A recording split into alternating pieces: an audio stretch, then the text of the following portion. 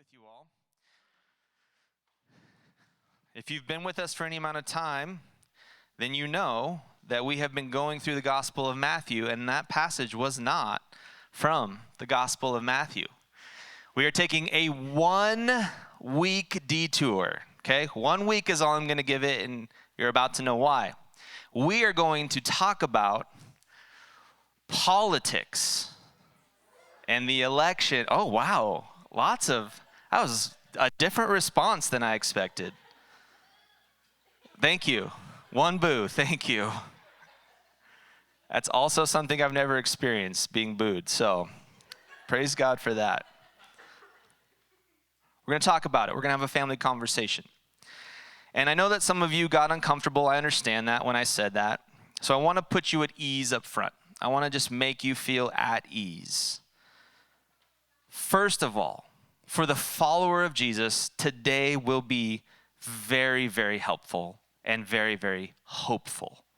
Okay? It will be very hopeful. And second, we are going to talk from a biblical perspective about things like the kingdom of heaven, Jesus as king, the role of government, and our role as citizens both here and primarily in the kingdom of heaven. Now, I understand that each of you have, a different reaction in your soul when you hear a pastor say, we're going to address politics. We're going to address an election. Some of you are excited as we had the woos. Some are nervous, some boo. I think everybody's curious, though, right? I think everybody's curious, which is exactly why this conversation matters. You see, it would be much easier for us to stay away from the topic. But my role as pastor is not about easiness, right? It's not about comfort. My role as pastor is about faithfulness. And so it's important to have this conversation so that people don't get the wrong impression. You see, silence may be perceived as a few things. Silence may be perceived as fear, asking, are they afraid of this topic? And the answer to that is no. Instead, I have this deep desire to be faithful to Jesus and to be faithful to my responsibility as pastor. And silence could also be perceived as just lessening the importance of this moment. But as you all know, this moment is indeed very important.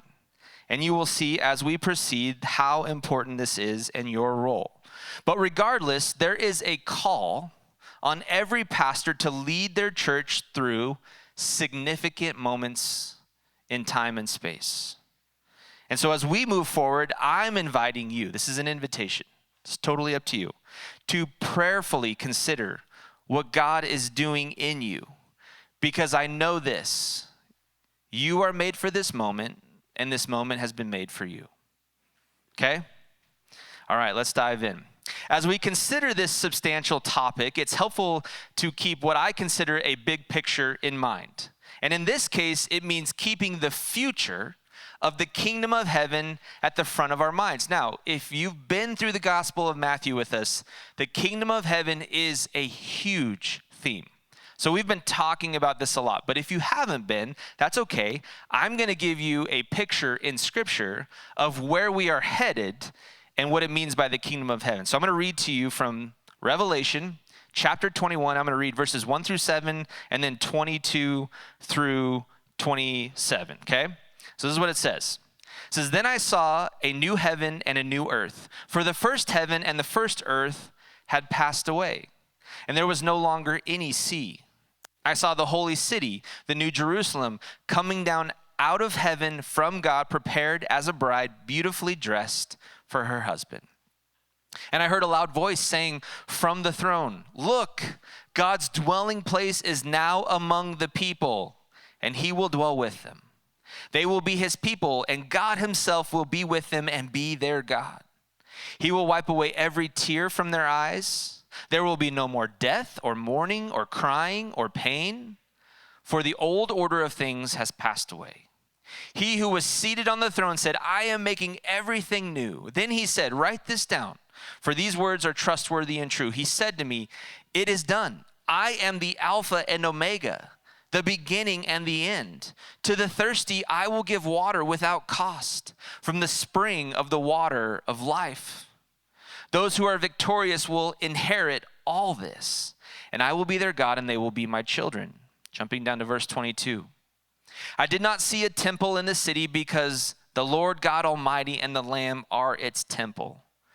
The city does not need the sun or the moon to shine on it, for the glory of God gives it light, and the Lamb is its lamp. The nations will walk by its light, and the kings of the earth will bring their splendor into it. On no day will its gates ever be shut, for there will be no night there. The glory and honor of the nations will be brought into it. Nothing impure will ever enter it, nor will anyone who does what is shameful or deceitful, but only those whose names are in the Lamb's book of life. So, church, the kingdom of heaven is being restored. That's what we see there. The kingdom of heaven is being restored, and that's the future reality.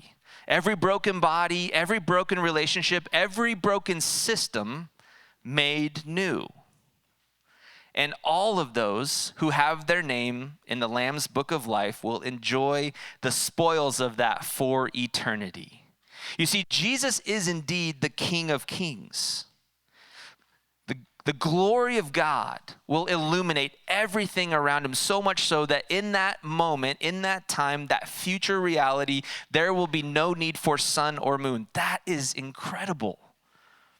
Nothing impure will enter it, and so its gates will never be shut. The culmination of creation, this is the picture I'm trying to paint for you. The culmination of creation, restored, renewed, and whole. We must not lose sight of that. We must not lose sight of where we are headed. For our hope is in Jesus, and at the renewal of all things, we will be made whole. We will be made right. And no government or any of its systems can fill the void that we feel until we get to that reality. Did you catch that? No government or system can fill the void until we experience that reality firsthand. So that is our future reality, but we obviously are not there yet, right? We feel. So let's look at how we got to this moment and what it means for the Christ follower in Genesis 1. So we go from Revelation 21 to Genesis 1, okay? And we're going to work forward from there. Don't worry, it won't take forever. Here's the creation account, right? We see God creating everything, including humanity. He sees that what he's created is good. He even calls it very good. And he tells Adam and Eve that they are his partners in ruling over creation. Genesis 1:27 through 28 says this. So God created mankind in his own image, and in the image of God he created them, male and female, he created them. God blessed them and said to them, be fruitful and increase in number, fill the earth and subdue it. Rule over the fish in the sea and the birds in the sky and over every living creature that moves on the ground. So here's the command. Be fruitful, increase in number, fill the earth, and subdue it. The NLT, if you read it there, it says to govern it. And then God says to rule over creation, or if you read the NLT, it says to reign over it. So from the beginning, God's intent was to partner with humanity in subduing or governing creation and in ruling over it and reigning over it, over his creation. So Adam and Eve do not own creation, right? We know that. But they are still called to steward it.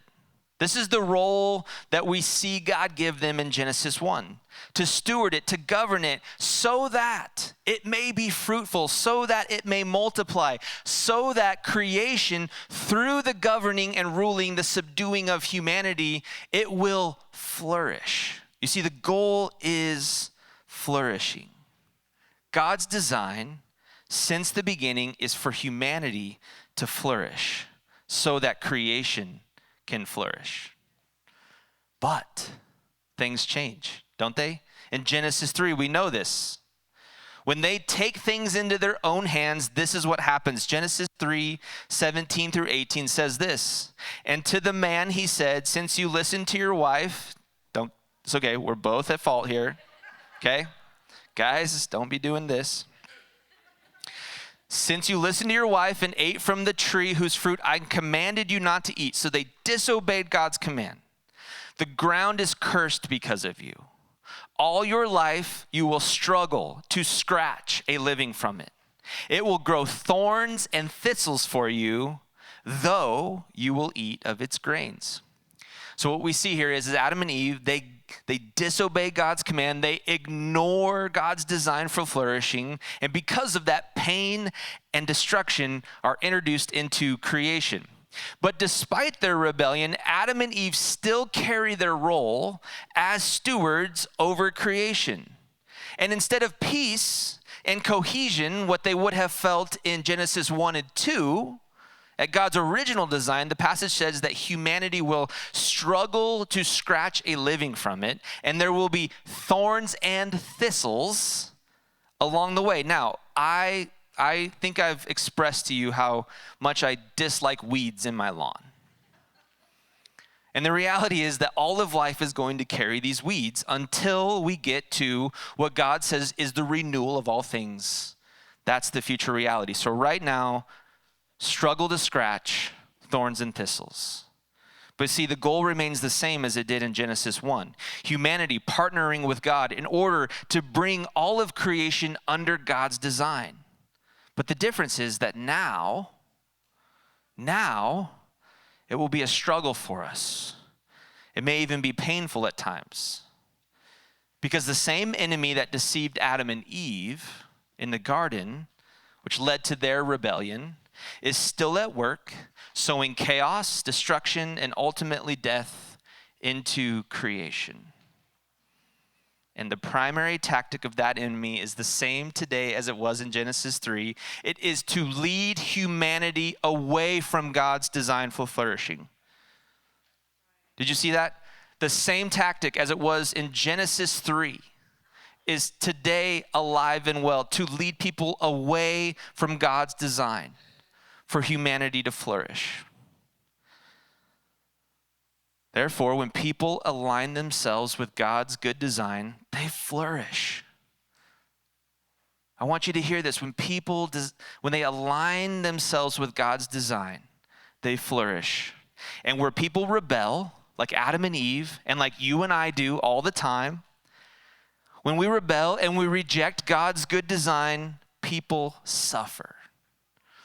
Which then means that when governments align themselves with God's good design, by accident or on purpose, humanity flourishes.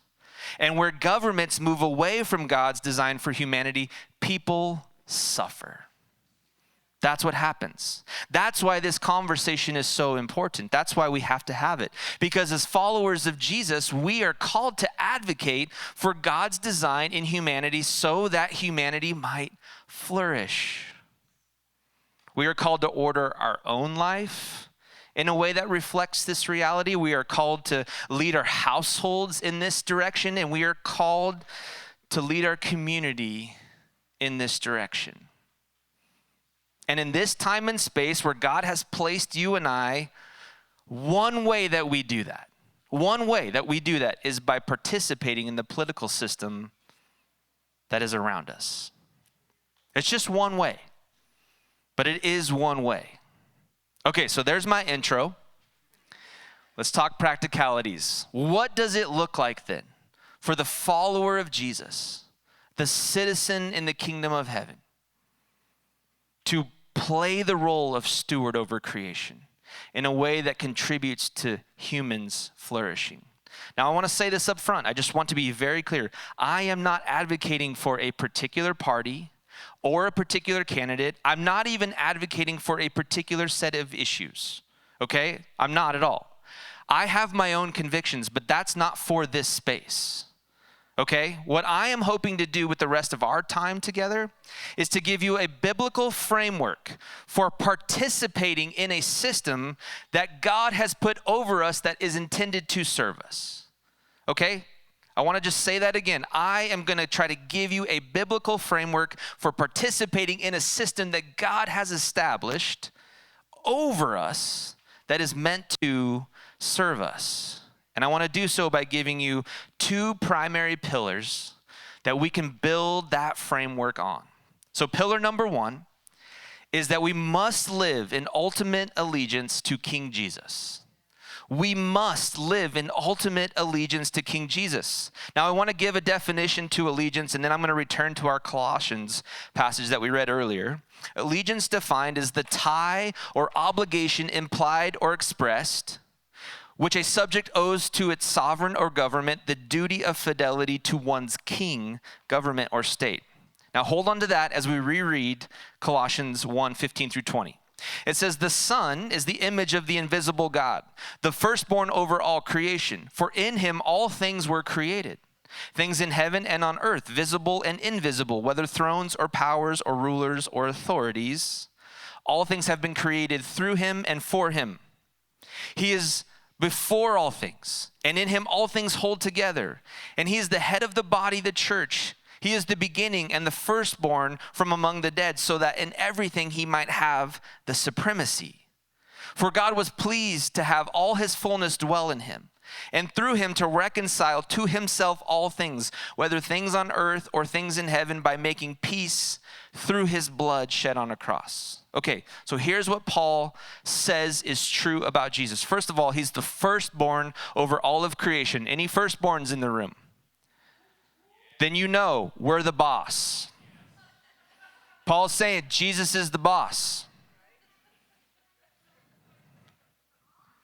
Then it says, for in Jesus, all things were created, in heaven and on earth, visible and invisible. And then catch what it says next: thrones, powers, rulers, authorities. All of them created in him and for him. In him and for him. He is before all things, and in him all things are held together. He is the head of the body, which is the church. So he is the beginning and the firstborn among the dead, so that in everything he might have supremacy. Jesus is king. Jesus is Lord. Nothing is above him, and nothing is beyond his authority. That should be very hopeful to the Christian, regardless of where you see yourself in this season. And then in verse 19 and 20, this is what it says about the nature of his supremacy. For God was pleased to have all his fullness dwell in him, and through him to reconcile to himself all things. Jesus' work is reconciliation, not division, whether things on earth or things in heaven, by making peace through his blood shed on a cross. So Jesus is doing that work. He's reconciling all things to himself on heaven and in earth, or on earth and in heaven, by making peace. And so Paul is making very clear, and by the way, very politically minded statements here about the nature and character of Jesus. You see, Jesus is king. In that day, it was even more ridiculous to say that out loud. He is supreme over all. Nothing is beyond his authority. So here's the first question that I want to ask each of you, the one that I've been asking myself this entire season. Does your relationship to politics reflect this ultimate reality? Does your relationship to politics reflect the reality that Jesus is supreme, that nothing is over him? Put another way, have you given your ultimate allegiance to Jesus, the ultimate authority? And if the answer is no, that's okay, but I just want to warn you. You have bound yourself to something less than.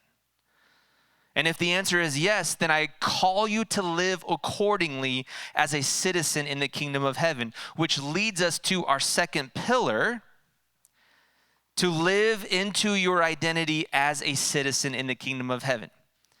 So live as if Jesus is king because it's true, and live into your identity as a citizen in the kingdom of heaven primarily, okay? You see, once we recognize that Jesus is king and give him our allegiance, we are called to represent him and his kingdom where we are, right? That's what we do. We are kingdom representatives.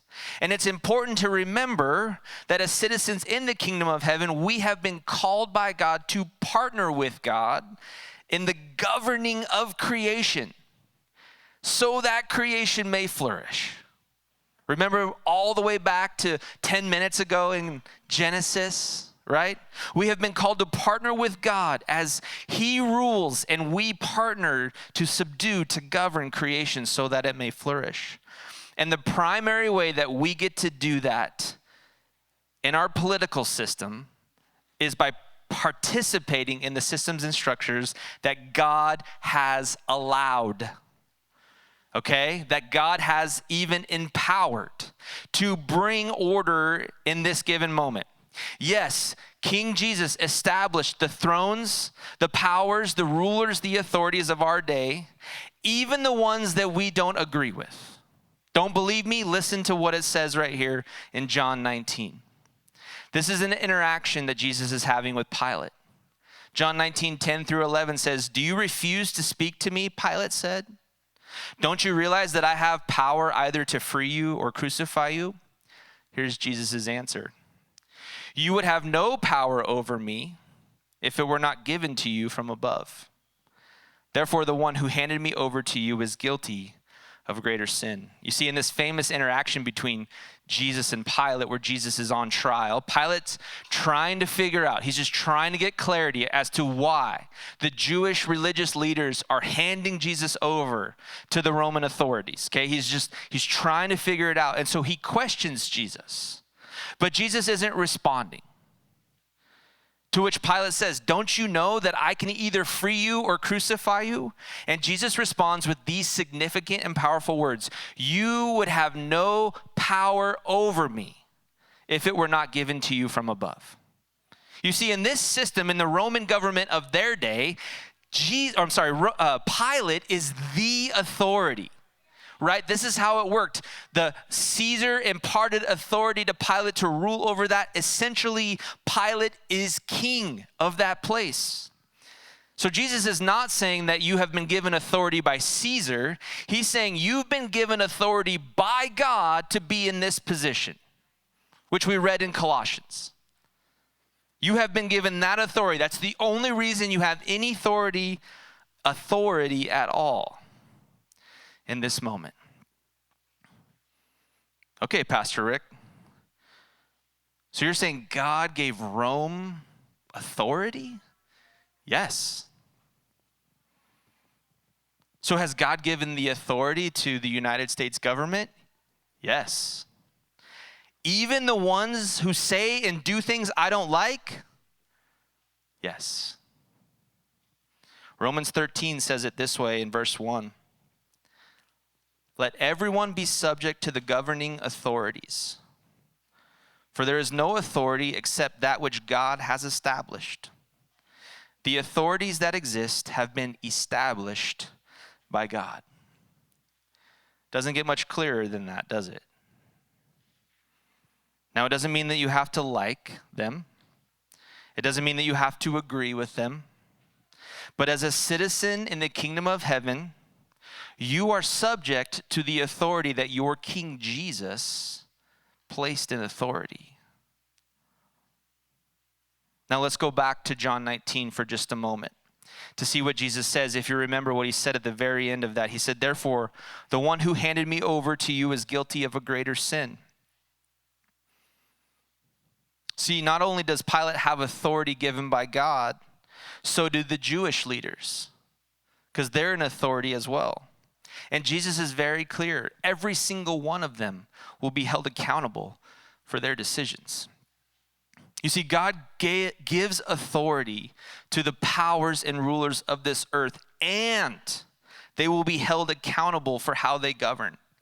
All the way down, God establishes any authority in your life. He will hold them accountable for that authority, which is exactly why it behooves me to stand here and faithfully proclaim to you the kingship of Jesus. Because if he's given me any authority over you as your pastor, whatever you view that as, I will be held accountable for it. And so will the rulers that go all the way up to the most supreme rulers of this land. They will be held accountable for the way that they do it. And so will the people who live in that land. And so will be the people who are subject to that authority will be held accountable as well. Romans 13, I read you verse 1. I'm going to read you continuing on. Verse 2 says, consequently, whoever rebels against the authority is rebelling against what God has instituted. And those who do so will bring judgment on themselves. For rulers hold no terror for those who do right, but for those who do wrong.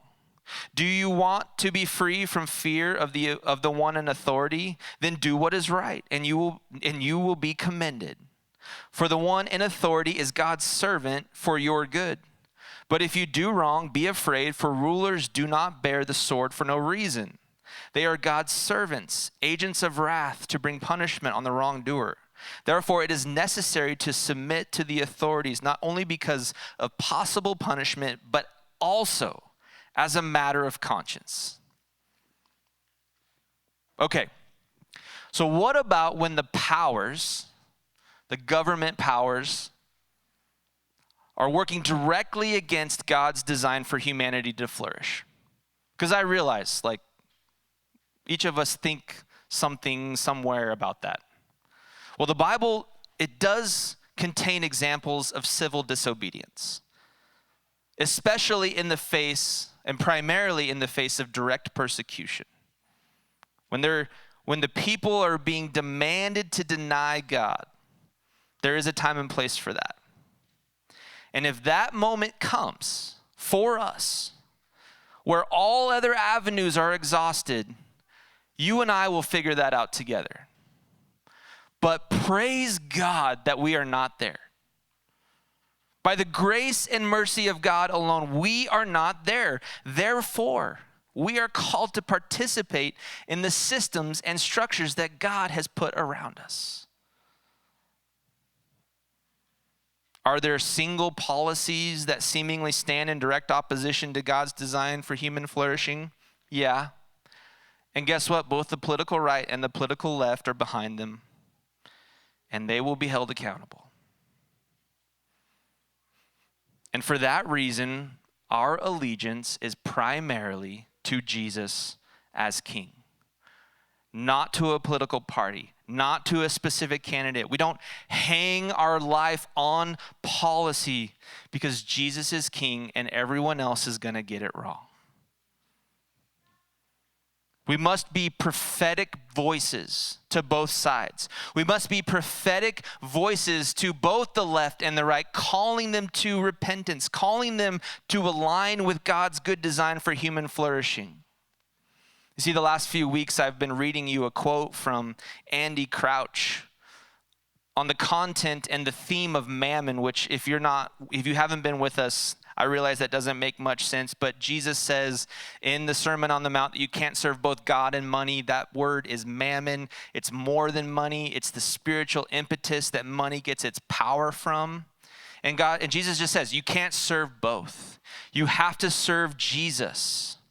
And so the quote, I think, is fitting because I think it explains a lot of how we have arrived at the current reality that we're in. So I want to read it to you one more time. It'll be on the screen. It says, mammon is not simply money, but is the anti-God impetus that finds its power in money. He goes on to say, for mammon wants something very much indeed, because mammon is ultimately not at all just a thing, nor even a system, but a will at work in history. And what it wants above all is to separate power from relationship, abundance from dependence, and being from personhood. What mammon wants is a world of context-free, responsibility-free, dependence-free power measured out in fungible, storable units of value. And ultimately what mammon wants is to turn a world made for and stewarded by persons into a world made of and reduced to things. Thus, the reason for Jesus' stark statement about God and mammon becomes clear. We cannot serve the true God and mammon, ultimately because their aims are precisely opposed to each other. God wishes to put all things into service of persons and ultimately to bring forth the flourishing of creation through the flourishing of persons. We see that in Genesis. But mammon wants to put all persons into service of things and ultimately to bring about the exploitation of all of creation. You see, our political system is not serving God. It's not. It's not serving God. If anything, it's serving mammon. And I think everybody feels the reality of this, which is why we are so inflamed, which is why we're so worked up, is because we feel this reality, but we don't know what to do with it. And if I'm honest, it seems like both parties are co-opting whoever they can in order to gain and keep power. And that's how political systems are meant to work. That's actually how they're meant to work. And there are so many obvious expressions of where they have abandoned God's design for human flourishing. But there is hope. Church, there is hope. I told you at the beginning that this is hopeful and that you may be stirred a little bit, but I just want to remind you that there is hope, and that hope is in Jesus. Where Colossians says Jesus is the head of the church. And as the church, one of our roles is to fight against the kingdom of darkness. See, we are citizens in the kingdom of heaven, and we have an enemy, and that enemy is the kingdom of darkness, and we are fighting against it. And how we fight it is to rule in partnership with God over creation so that it can flourish, so that things can start to become real as they are in Revelation, as God restores all things and makes all things new for the flourishing of humanity. As I was preparing for this week, I came across this quote, and I don't have the source, but it was good enough to share anyway. It'll be on the screen. You see, it says, the church is not to be found at the center of a left-right political world.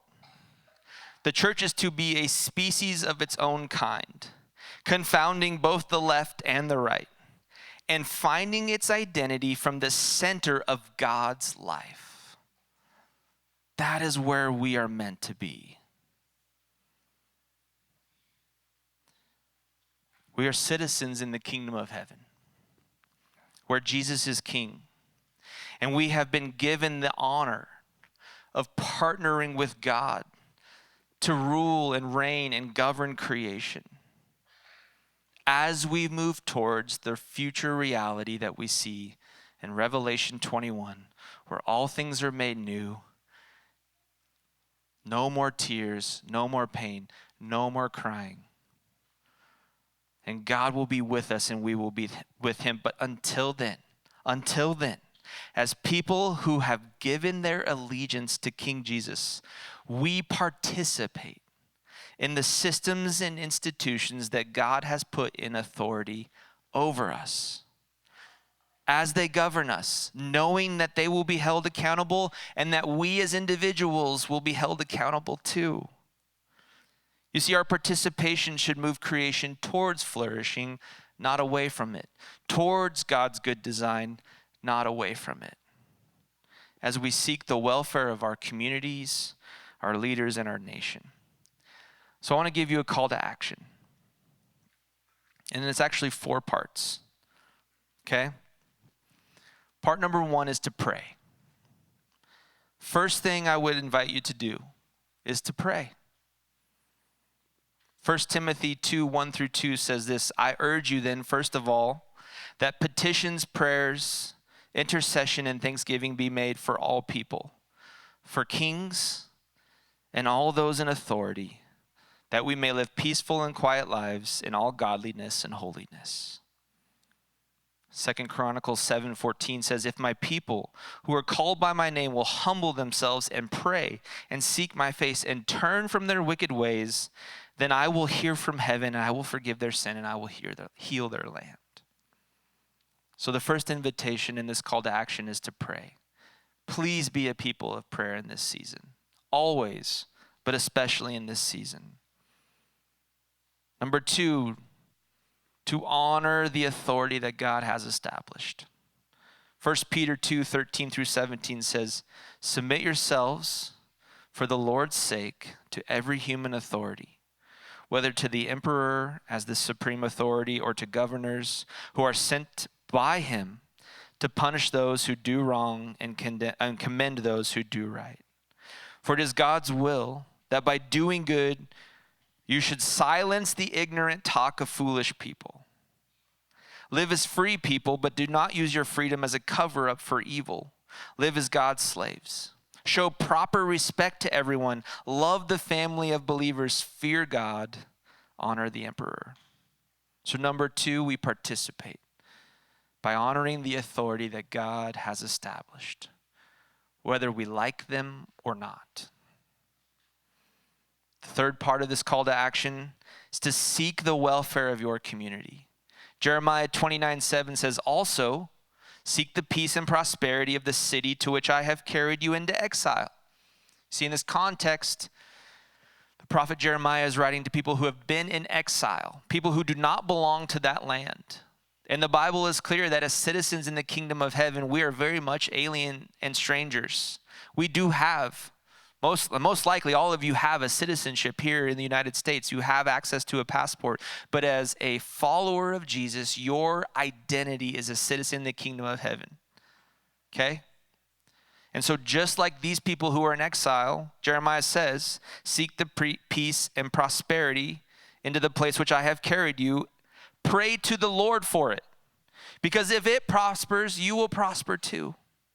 Did you catch that? If the places you are prosper, the community that you've been woven into, work, play, school, home, if those places prosper, you will too. So pray for them. Pray for them. Seek the welfare of your community. Number 4, ask for wisdom and then be faithful to that wisdom.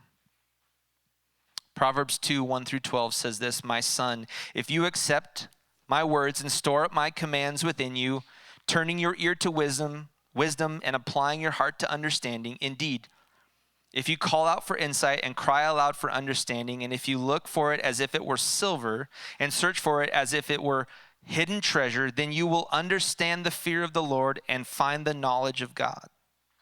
For the Lord gives wisdom from his mouth, come knowledge and understanding. He holds success in store for the upright. He is a shield to those whose walk is blameless. For he guards the course of the just and protects the way of his faithful ones. Then you will understand what is right and just and fair, every good path. For wisdom will enter your heart, and knowledge will be pleasant to your soul. Discretion will protect you, and understanding will guard you. So pray, honor, seek the welfare, and ask for wisdom. And as you're doing these things, participate. Participate. As you're doing these things, ask God, what is my conviction? What is your heart for this issue or this election or whatever you decide to pray for? Find a conviction and then follow.